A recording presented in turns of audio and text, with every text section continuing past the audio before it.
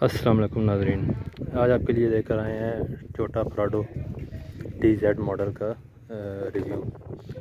ये रिव्यू बड़ा यूनिक होने वाला है। ये आम जो आप लोग यूट्यूब पे रिव्यूज़ देखते हैं उससे हट कर होगा। इसमें ये चीज़ें नहीं होंगी कि जो है ना ये लाइट है, ये ग्रिल है, ये है, वो है।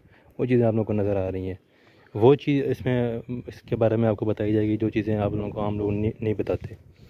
तो प्राडो में बेसिकली आपको जल्दी से बता देता हूँ कि कौन कौन से वेरिएंट होते हैं। TZ टॉप ऑफ लाइन होता है मॉडल, TZG कहते हैं उसको। फिर TX होता है और TXL होता है, और उसके बाद फिर GX होते हैं। GX मॉडल बहुत बेसिक वेरिएंट होते हैं, उनमें 1KZ डीजल इंजन होता है। तो वो मतलब उनके शीशे भी दूसरे होते हैं बटनों वाले, और वो थोड़ी सी गाड़ी की तरह शेप में भी मामूली सा फ़र्क होता है। तो वो ये सरकारी इदारे वगैरह लेते हैं, तो वो उस पर बात करने का फ़ायदा नहीं है। उसके बाद TX और TXL और TZ और TZG पर बात करते हैं। तो सबसे पहले बात करते हैं TZG या TZ। यह टॉप ऑफ लाइन मॉडल होता है। इसमें air suspension, electric heated seats, उसके बाद वो क्या कहते हैं डुअल AC होता है इसके अंदर, सनरूफ भी होता है और बगैर सनरूफ का भी होता है। तो TZ में दोनों वेरिएंट हैं।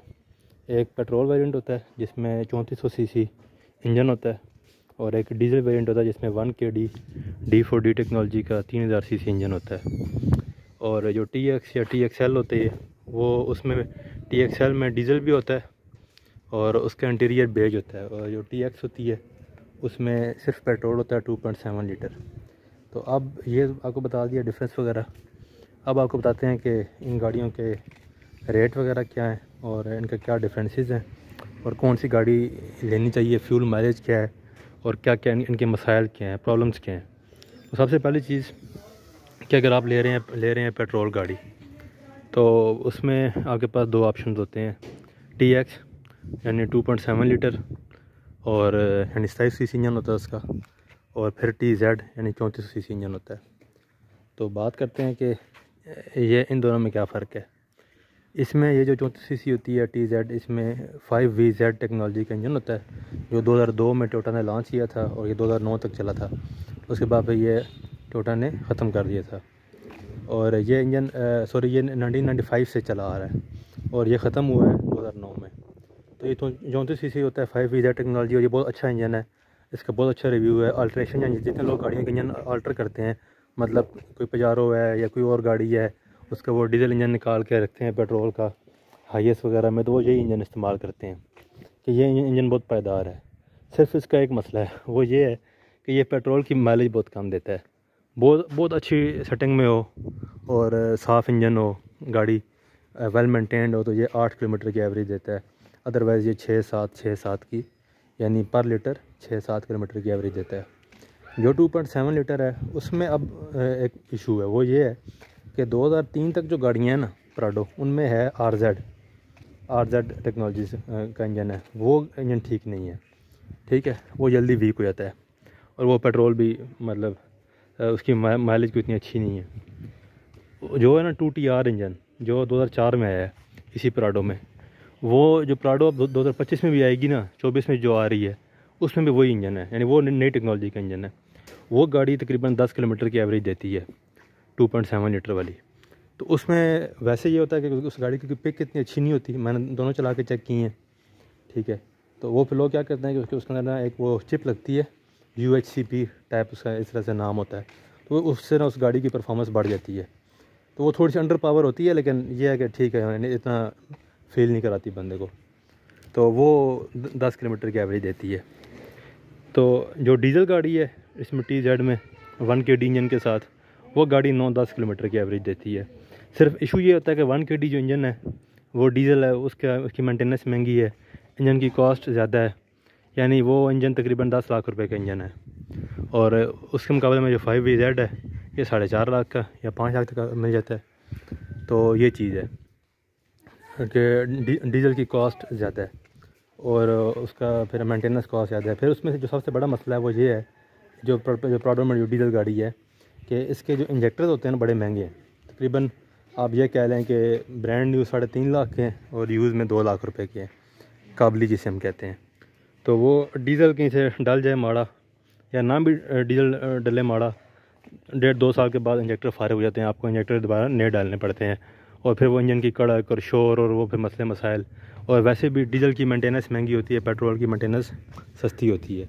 वो जब आप एंड पे कैलकुलेट करते हैं ना मेंटेनेंस और फ्यूल माइलेज, तो फिर उधर जाकर आपको ये TZ पेट्रोल और डीज़ल दोनों की ख़र्चा सेम ही पड़ता है कि ये पेट्रोल ज़्यादा खाती है, यानी ये 6-7 किलोमीटर की एवरेज देती है, तो वो 8-9 की एवरेज देती है। सिर्फ फ़र्क इतना है कि उसकी मेंटेनेंस महंगी है, इसकी मेंटेनेंस सस्ती है। अब आते हैं इनके उस पर कि इनके जो है ना रेट का डिफरेंस क्या है, ठीक है, इनकी यानी अब ये कह लें कि मार्केट वैल्यू क्या है। तो प्राडो में जो 2 कलर्स हैं ना, काला वाइट और सफ़ेद गाड़ी महंगी होती है, काली महंगी होती है, बाकी सिल्वर मैरून जो बाकी कलर्स में गाड़ियाँ हैं उनका रेट कम होता है।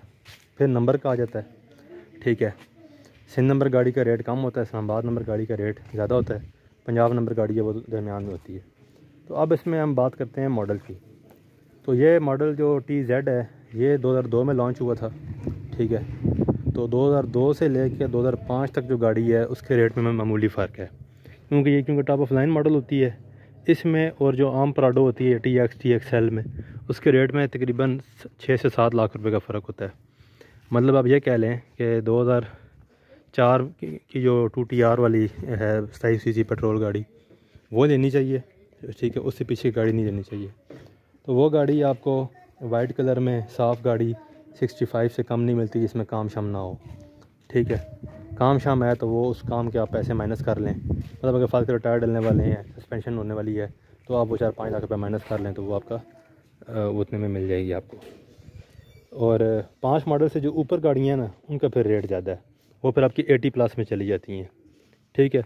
तो मैक्सिमम जो 9 मॉडल तक ये शेप आई है, तो 9 तक की जो गाड़ी है ये वाली, ये 1 करोड़ रुपए तक, 1 करोड़ 5 लाख तक मैक्स रेट है। और जो कम से कम रेट है इस गाड़ी का जो 2003 से ऑनवर्ड है, जो TX है उसका जो कम से कम रेट है वो 58-57 लाख है।